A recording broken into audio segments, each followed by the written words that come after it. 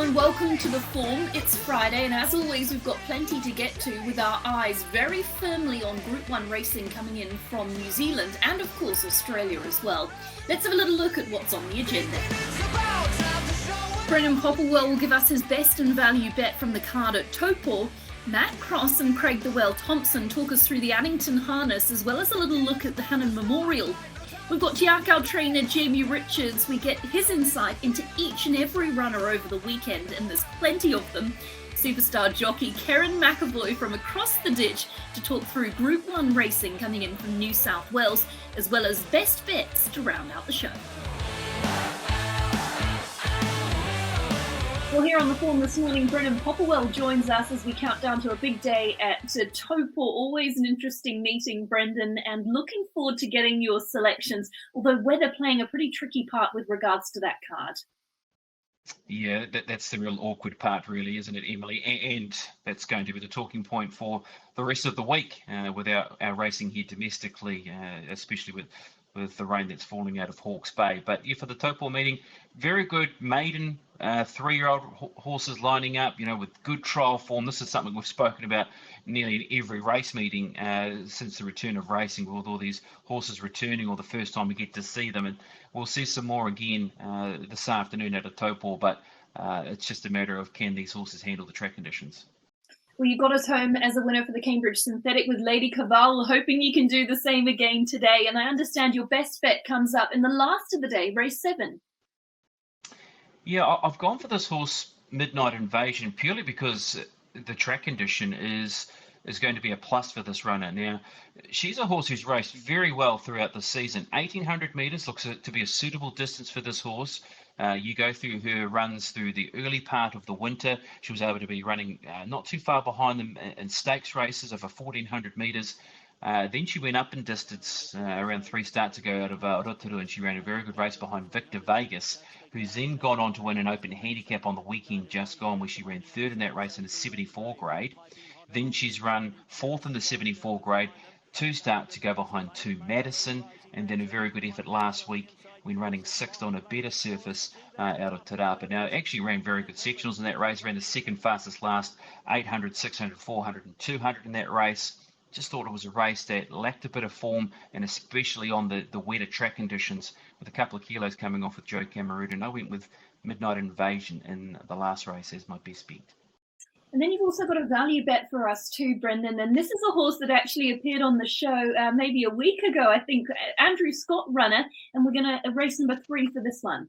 Look, he's a horse by the name of Dark Destroyer, and he does have a very good reputation. And as you said, Andrew was keen to tip him out as a horse to follow from the barn. And look, he's like every possible talented 3-year-old at this time of the year. They have their eyes on trying to get to Christchurch, and he's in amongst those 2,000 guineas nominations. What I do like about him for this race meeting is he can, off his trials, get through some track conditions that have been either in the slow or heavy bracket. Now, we've seen that with his trial when running 2nd here at Toppo on a slow 7 and behind Eagle Tarzan. It was a race that got a bit messy, actually, in the early stages. He got caught in the backwash and he ended up having to come around those horses and then really got into his stride to finish into 2nd position. And I liked his most recent trial, too. On a heavy 10 track, he was midfield and wide throughout. Was chasing home Fonzolette. Now, Fonzolette's a horse who has been stakes placed last season as a 2-year-old, and he cut that margin down and held it in a pretty good spot all the way down the straight to half a length. So there's question marks, obviously, first starter on these type of track conditions. Horde the Bourbon is a horse who I do like as a runner. Was very much neutral from the start last time out and got back, and still was okay when running into 5th position. And it's just one of those maiden 3-year-old races where there'll be a lot of form out of the race. So just happy to have something each way on Dark Destroyer.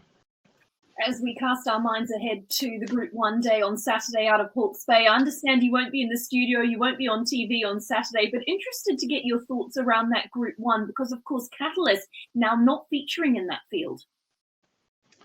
No, that's right. And, they've got their eyes on the middle day for Catalyst and want to keep away from track conditions that are going to be into that sort of slow to heavy bracket. It opens the race up, doesn't it? And even a horse like Spring Tide, who's been late nominated into this field, who's up and running throughout the winter, has very good wet form, and is sort of hovering around that $13 or $14 bracket. Do we see a horse like that starts to work into the race if the rain continues to fall at Hawke's Bay? I think horses like Call Sign Mav still have to be respected. I loved his trials. He's drawn a sticky gate in barrier number 11, but he's a horse who can roll forward. He won't be at 80-1 on the weekend, and he has a very big chance, in fact, of defending his crown. Does Call Sign Mav. I think Avon Touch, you have to still respect to her in this race, and she's around that $3 mark. These horses can have an off day. She didn't get the greatest run in transit. She's a horse that will get through the track conditions, so I still believe that she is the deserved favourite, but there's so many other chances around her now, and I think the track conditions is the other key point into the race, that it just opens this race up for a number of different options. Dragon Leap's a horse that I'm certainly glad I've got a ticket on him at a bigger price. I'm just unsure about track conditions for him for the weekend if it starts pushing out further than slow 9 for Dragon Leap. But look, he's a chance in the race. We haven't seen him race. Only raced once in 18 months, Dragon Leap.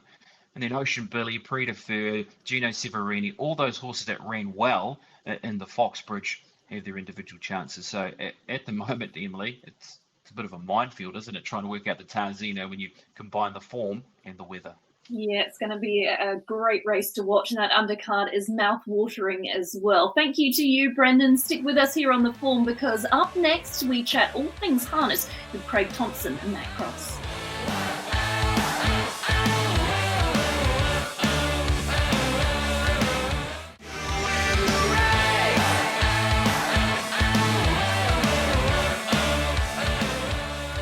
Time to preview our harness action here on The Form. I'm joined by Matt Cross and Craig Thompson to talk through all things harness.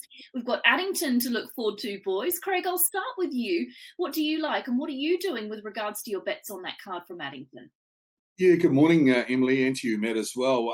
It's a lower graded affair this week, isn't it? We've gone from the open class last week to intermediate paces going around on a Friday night. So there's normally a little bit more value. No $1.40, $1.30 shots going around, I expect, like Sunday Sun and Sugar Me did last week. I like one in the last, Emily. I think Claire Beck's better than night for me. A horse called No Time Like Now.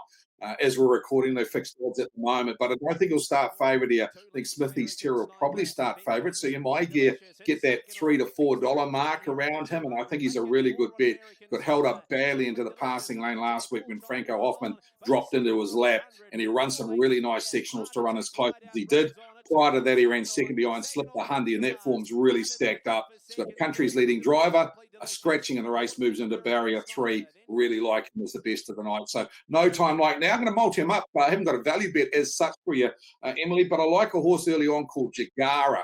It's going around in a strong maiden field, and it came out of an exceptionally good form race last week. There's been 4 individual winners come out of that race. He was first up. He drew the second row. He's got a front row draw and John Dunn aboard, so he ticks the boxes. So we'll go Jagara up No Time Like Now for a multi at Addington on Friday. I like your thoughts around the last race, Craig. I think you could probably play the Cornella around No Time Like Now and Smithy's Terror. I expect No Time Like Now will find the pegs pretty comfortably early, and then Smithy's Terror to roll forward and maybe put a bit of pressure on. So if they settle 1 and 2, your Quinella option around those two is pretty handy. Best bet for mine is in race number 8. It's a fairly even trotting field, and Zealous Spur drawn the centre of the line. Matthew Williamson jumps back on board Zealous Spur. Really winnable race for this horse. I think if it trots, it'll take all sorts of stopping. The main danger is probably Royal Dell drawn the second row. And outside of that, you've got the very much unreliable KD Hawk. So Zealous Spur race 8, runner number 6 as the best bet on the program. And I think bookmakers might give you a little bit of value in race number 9 around Take My Breath Away, drawn in barrier number 3. The Fred Scott team going well at the moment after Take After Me won on Sunday at Ashburton. I think she'll find herself into a good spot early, Take My Breath Away. And if she's in the top 4 or 5 on the pegs turning for home, I think she can win at a pretty nice price. Whilst I've both got you here on the call, it would be remiss of me not to talk about the Hannah Memorial, which of course takes place on Sunday at Oamaru. Craig, we'll start with you. Obviously, we've got the Southern horses joining the Canterbury horses. that's going to stack up? Yeah, it's interesting, isn't it? It's race day form and race hard fitness versus these horses that are coming off one very soft trial. And when I refer to the horses coming off a soft trial, I'm talking Pembroke Playboy, Vintage Cheddar. They went round last week during the races at Wyndham last week. Just hit the one trial, 3:10 a mile and a half, not overly quick. I like the fact that Henry Hubert and also Classy Brigade have now had 2 races under their belts, a little bit more residual fitness on their side. Classy Brigade, he won the race last year and second at the year before, and we know his manners are good. Interesting too, Emily, last week he got beaten, but John Dunn couldn't activate the sliding blinds. They wouldn't release. Not saying that is a reason he got beat, but it certainly didn't aid his chances. And of course, DiCaprio slingshot him up the inside. So I think he'll be better for the run, Classy Brigade. I think 290's fair. I reckon we're recording this a little bit earlier than race day. I think their price will shorten. And I think Henry Hubert's probably the main danger. So I'm not going outside the Dunn pair here, Matt, and the feature on Sunday. I think you've hit the nail on the head, Craig. It was very much the same scenario as what we had last week, excuse me, with Classy Brigade. Once again, drawn a really potent barrier number 3. He's electric off the tapes. He'll find the pegs and likely the lead. Ran a really strong third quarter last week, and I think that probably aided the chances of a horse like DiCaprio. If he can just hold him up a little more this week, Classy Brigade, then he can certainly go back-to-back. But the horse I want to keep a close eye on, though, if he steps and puts himself on the back of Classy Brigade, is Pembroke Playboy. You speak of race day fitness. That could be the undoing of Pembroke Playboy, but he certainly doesn't lack any class. He's a 4-year-old joining the open class ranks, as are horses like Laver and Cranbourne, whom both performed at really good levels through their last campaign. And add in copy that South Coast Art. And I think the 4-year-olds will be there, and they'll put themselves in a few dogfights over the coming months, particularly in the Cup, with that being their aim. A horse like South Coast Arden has been kept really safe. But he won't be lining up in the Hannon. Pembroke Playboy will. I think you can keep a close eye on him. He has an electric turn of foot. I think he might just beat Classy Brigade for pure speed, but race day fitness and staying prowess, Classy Brigade might just have the edge. So if he finds his way in front, the Hannon will be his to lose, I think. Henry Hubert looking for an improved run for him as well. If he can pick the start well also and settle in the first 3, Emily, he'll be right in the fight too. Great stuff. We'll look forward to that feature, that Hannah Memorial on Sunday. Been great to have you with us on the form this morning, and stick with us because up next we catch up with Jamie Richards.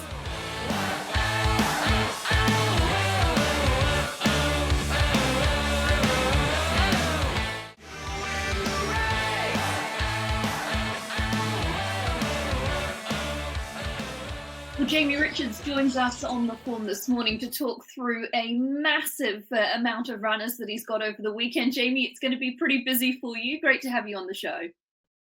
Thank you. Yeah, looking forward to it. Hopefully the weather sort of plays its part, and we can see some nice racing on good tracks, because it's pretty important. Most of ours are looking for better ground. Yeah, exactly right.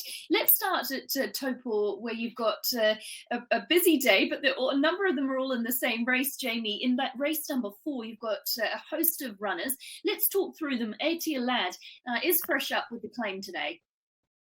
Yeah, he's going pretty well. He's had a couple of runs. He'll improve with the run again, like he always does. But he's an older horse now that will probably need a run under his belt before we see the best of him.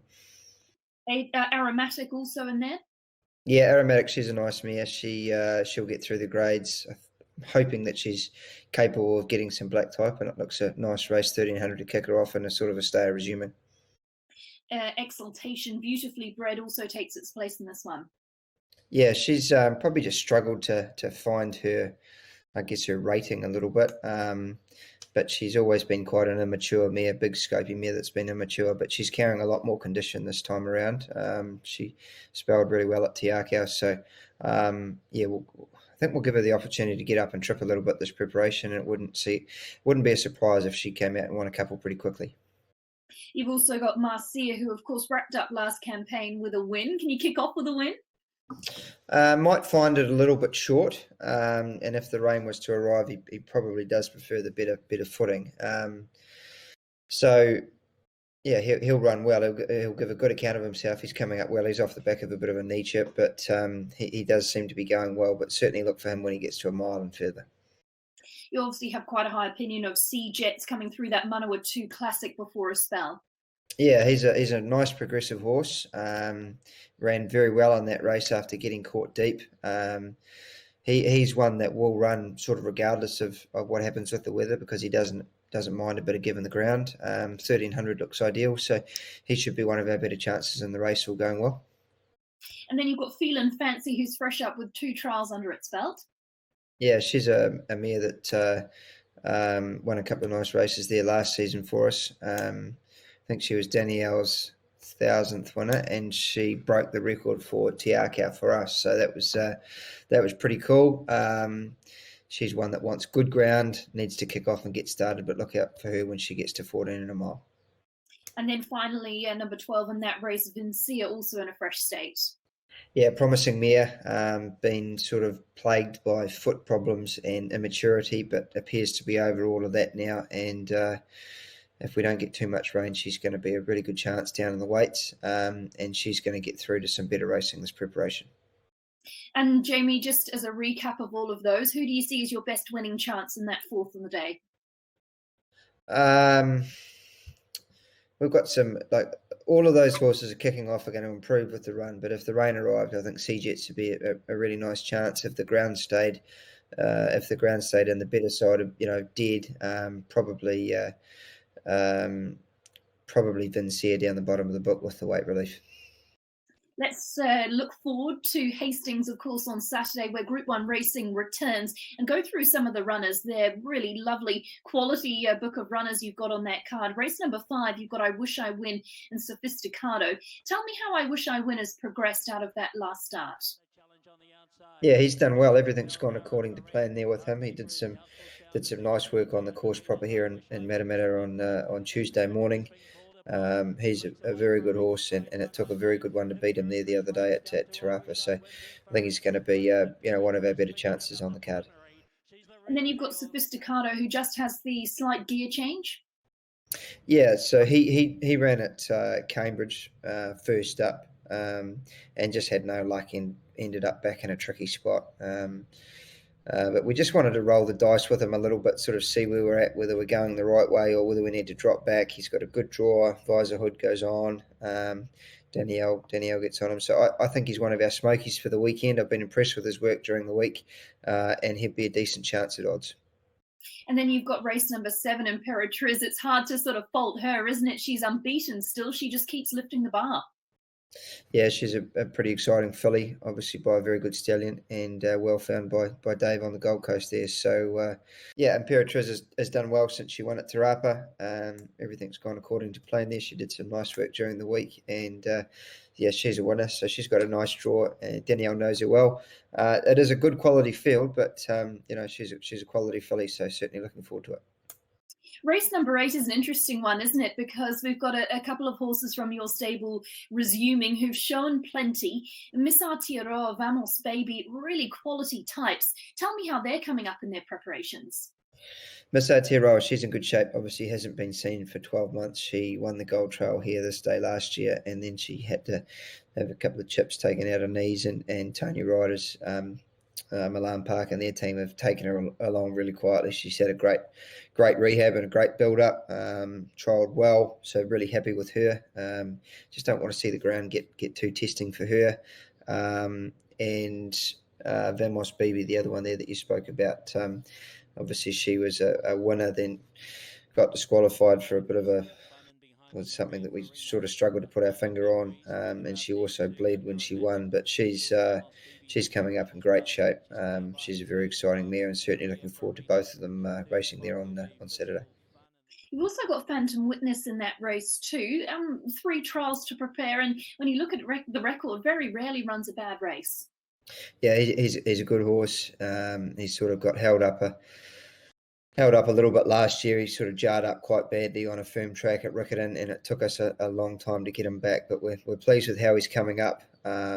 He's a good galloper. He's got a good soft gait, and and should get a good run from there. So 3 really nice horses that will get through to bigger and better targets this preparation.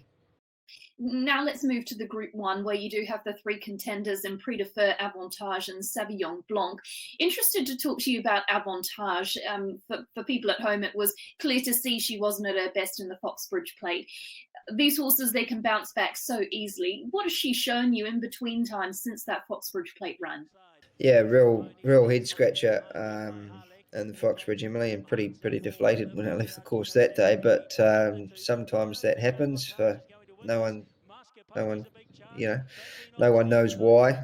But you just have to turn the page and get on with it. So haven't been able to falter since then.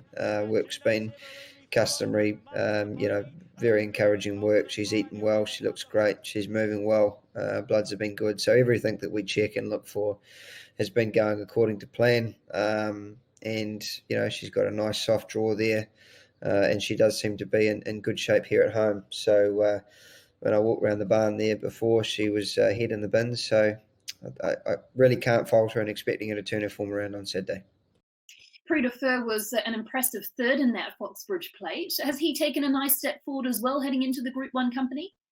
Yeah, he has. He's done well. He's a year older and been a very immature horse all the way through.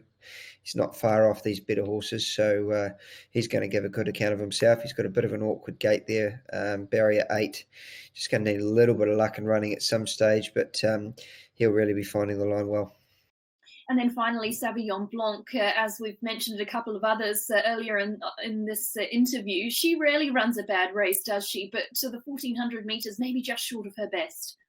Yeah, absolutely short of her best, but she's a stayer resuming, and they can sprint well fresh. She's going to be sort of back off an awkward gate, so really look for her to be attacking the line, and it wouldn't surprise me if she was sort of flashing into 3rd, 4th, 5th sort of position. So she's another that doesn't really want any range. She prefers the better going, but we've been happy with her at home and looking forward to her resuming run.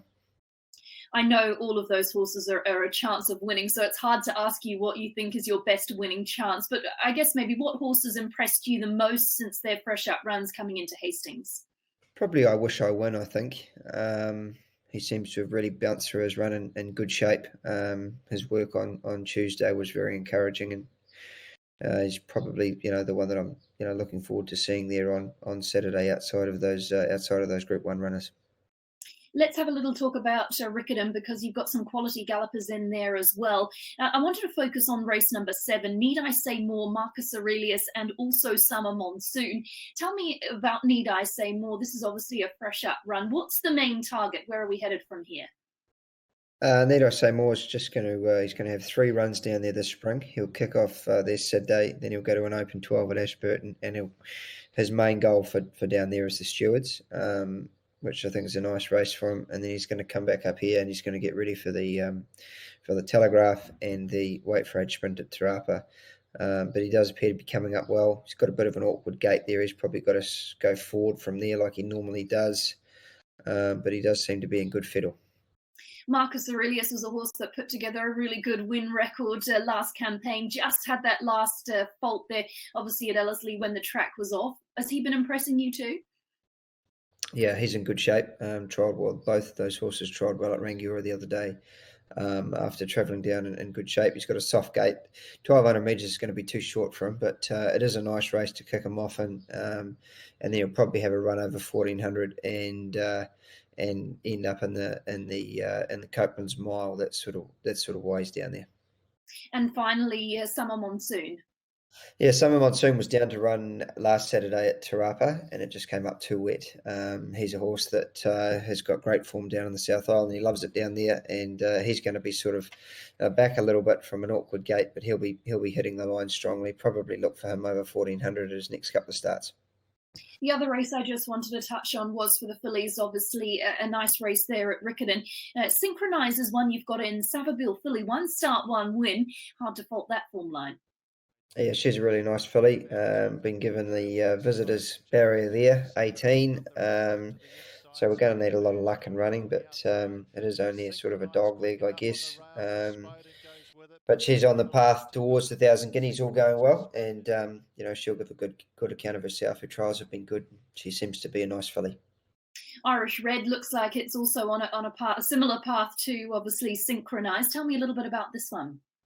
Again, drawn awkwardly. Going to need luck and running, but she's sort of drawn bad throughout her career, really. She's been sort of plagued by bad barriers and having to sort of get back and find the line. So look, we'll just probably ride her a little bit conservative. She'll be back, but she'll be getting to the outside, and we think she deserves a chance at some black type. And if it doesn't work out, we can just come back to a maiden at her next start. But she's a very promising filly, and we do have an opinion of her. Was there anything else on the card there at Riccarton that you were excited to see step out? Looking forward to seeing Fashion Shoot back at the races. She hasn't raced since the 1,000 guineas there last year.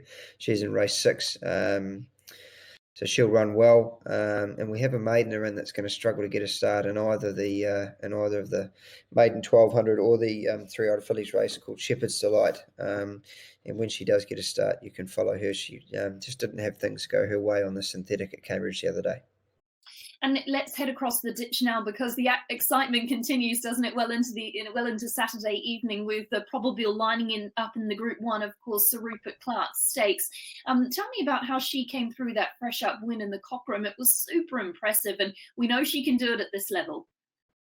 Yeah, she seems to be going well.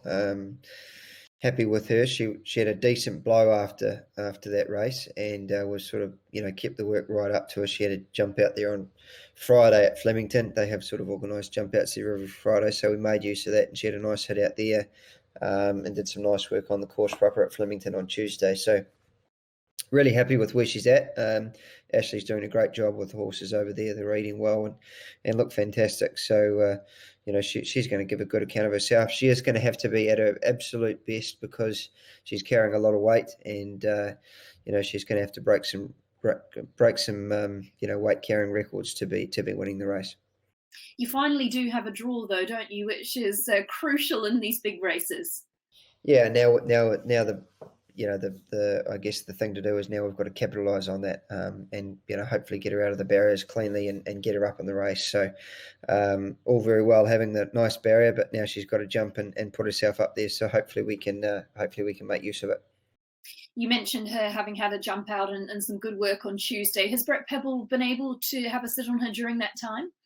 Yep, for sure. He jumped her out last Friday and rode her again on Tuesday, and seems to be happy with where she's at and how it's all going. So really looking forward to seeing her line up in the Group 1 there, and she never lets us down. So she's got a great record at Caulfield, and the weather looks okay. So she's got a few things in her corner, hopefully. You've also got in race number 9, Karma Lass in the How Now Stakes, and that's the first run since February. You've been patient with her. What's she showing connections? Yeah, really happy with her. She's sort of gone over as a travelling companion for Popperwell, but she's there to hold her own spot as well. So she jumped out on Friday, won her jump out well, worked up nicely with Popperwell on Tuesday, and everything seems to be going according to plan. Unfortunately, she has drawn a bit of an awkward barrier, and she's got to carry a bit of weight being a Group 1 winner. So really happy with where she's at, but she is going to need a little bit of luck on Saturday.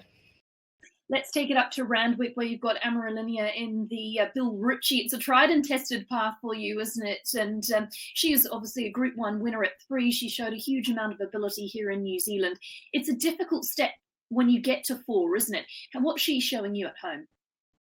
Yeah, she's in good shape. Appears to be going well. She's taken a little while to come out of the winter. Like, she's still quite backward in her coat. We had her in early and tried to keep her warm through the winter, and she just sort of wasn't really thriving after a couple of trials. So we tipped her back out again, and she trialled up at Randwick there the other day, and everything went well. So this is a nice race to kick her off in. She's probably got to carry a little bit more weight than I thought that she would under the handicap conditions of the race, but she's earned her weight, and she's got a pretty nice barrier. So I'm expecting her to run well, and hopefully we can see her sort of midfield or a touch better if possible. Obviously, you've enjoyed a good association with Kerrin McEvoy. Has he been able to ride her during this time to be able to get a feel for her too? Yeah, he has. He's ridden her probably a handful of times now. he gave her a bit of 3/4 there on Thursday morning and was happy with how she felt after working her on Tuesday and being a boarder in the trial as well. So look, we're sort of trying to replicate what we did with Popperwell. I think they're slightly different mares. Emeralina's pet trip might be 2,000, whereas Popperwell's is probably 14 to a mile. But we just thought that she deserved the opportunity to be over there racing in these handicap type races to sort of find her mark. Jamie, thank you so much for your time. A huge day on Saturday and, of course, at Toppo as well. Great to have you on the show. Thank you.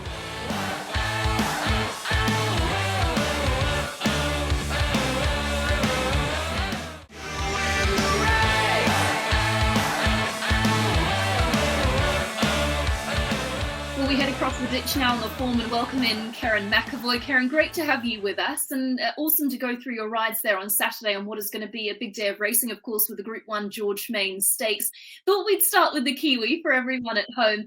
You've got the ride on Amaralinia, of course, in the Bill Ritchie. You've got a good relationship with the Jamie Richards stable, and I know you've been out to ride her. What kind of a feel has she given you? Yeah, thanks, Emily. Yeah, she's travelled over really well. I was pleased with her work during the week, and her trial was nice and sharp. So I think she's got over in good form, and we know that she's going to get better as she gets deeper into her prep. But watched her Kiwi runs there this morning, fresh up last prep, and she performed well. So I've got no reason to think that she can't perform well on Saturday. She put in some nice work on Tuesday and did a bit of 3/4 on her this morning, and she bounced off the track. So yeah, she's a nice, big, strong girl, and looking forward to riding her on the weekend.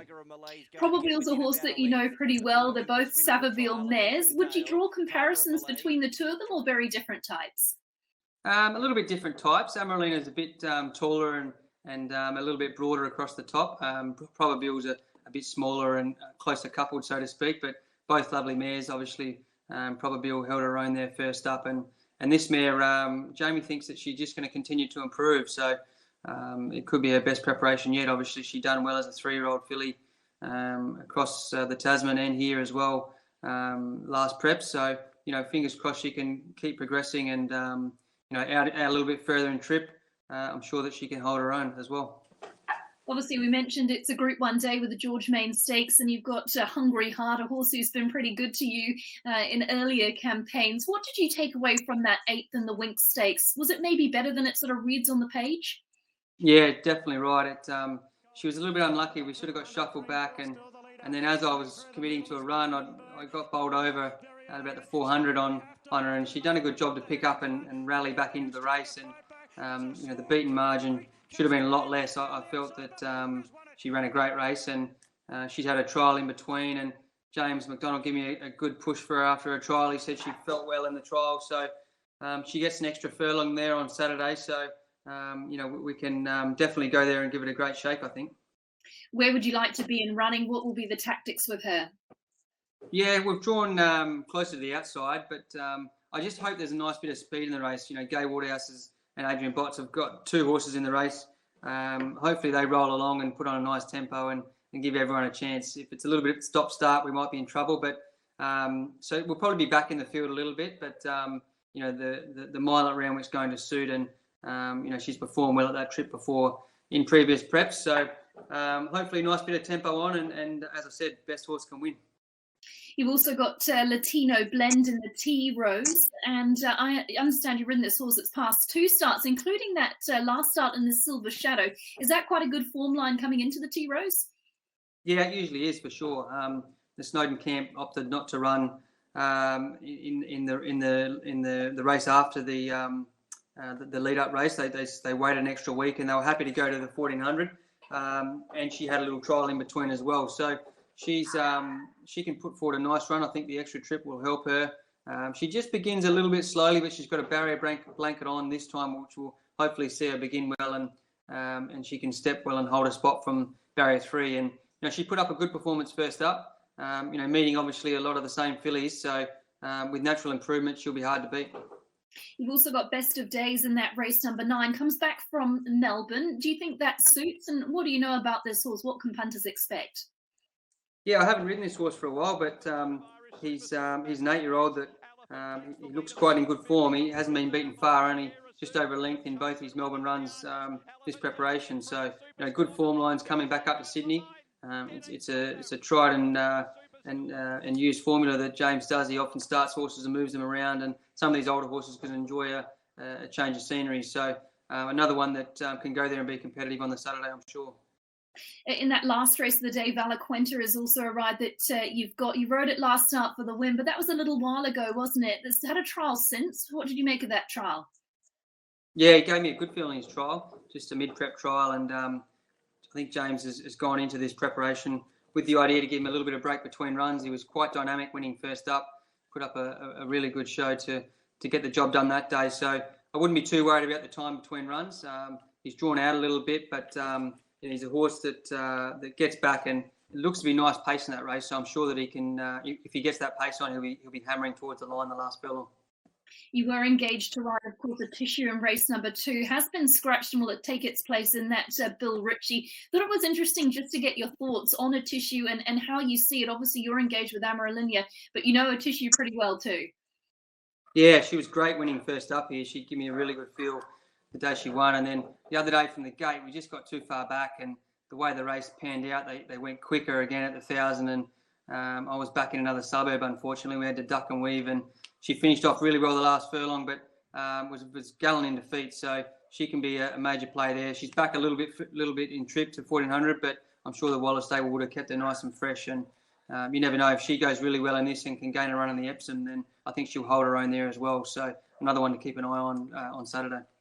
A couple of others you've got on the undercard there in the first. Nikki Tricks, a trial winner, and I do notice has won at the 1,000 metres previously.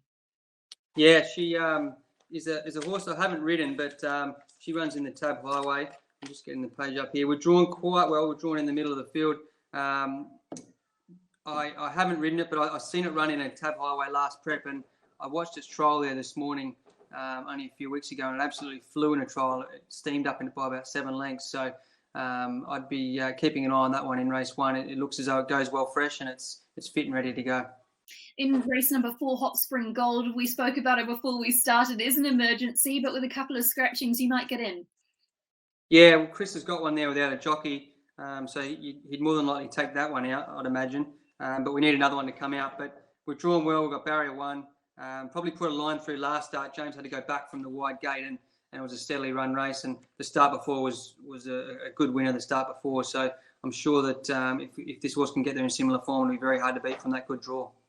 It's a pretty exciting time of year, obviously, spring racing. There's lots to look forward to.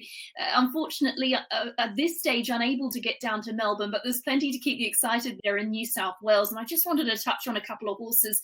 Gianni's heading towards the Golden Rose. Tell me about this one and what punters can look out for heading forward.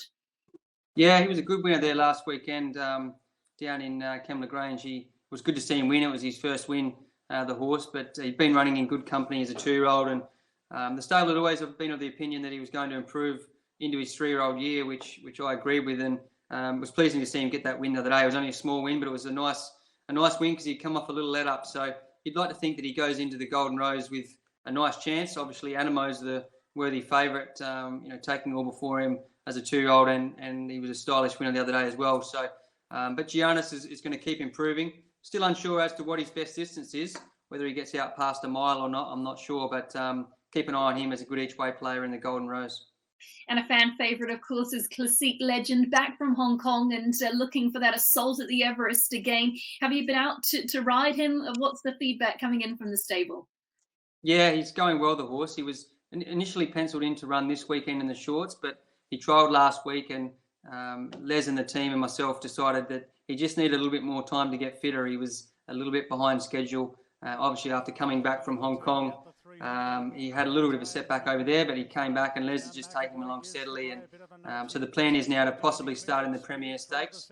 That could be his first up run, or he might just have a trial and a couple more gallops and get ready for the Everest first up. So Les has got his thinking cap on, and I'm sure that he'll make the right call. But the horse himself is coming along nicely. He's lovely and big in condition, and he's enjoying being back at Randwick. I'm sure he's getting spoilt rotten by Carmel and all the girls, but he's bouncing around and feeling good. So yeah, fingers crossed. We'll be watching closely as to how it unfolds in the shorts on the weekend. But gearing up towards the Everest, it's only just around the corner. Are there many comparisons between him last campaign heading into the Everest to this time around? Obviously, completely different circumstances. Yeah, he's a little bit behind in his fitness, but he feels well in himself. He's probably a bigger and stronger horse this time. A little bit older, and he's done a little bit of travelling, so he definitely looks better in himself than when he first got off the plane back from Hong Kong. I think he's got nice condition on him. He's rounded up over the top, and now Les is just taking his time getting him fit. So mentally, he seems the same, and he's got his action. He's got a great big action. When you press the button, he quickens up. So I felt the other day in the trial, he travelled nicely in behind, and then I quickened through to go and win the trial, and then he just emptied out as we passed the furlong. So, we can expect nice improvement off that, and fingers crossed we can get there in good order in the main race, being the Everest. And just before we let you go, if you had to single one out as your best winning chance on Saturday, what would you say? I really like Amaralina. I reckon this horse can run a great race first up. So, I think I'll have to pick her. Kiwis will love that. Great to have you on, Kerrin, and thanks for your time. No worries. Thanks, Emily.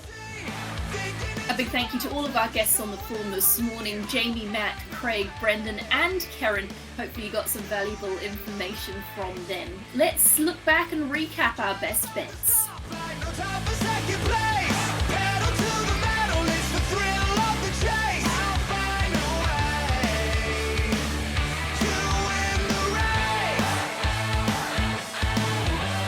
And jump online at tab.co.nz for more information around any of those bets.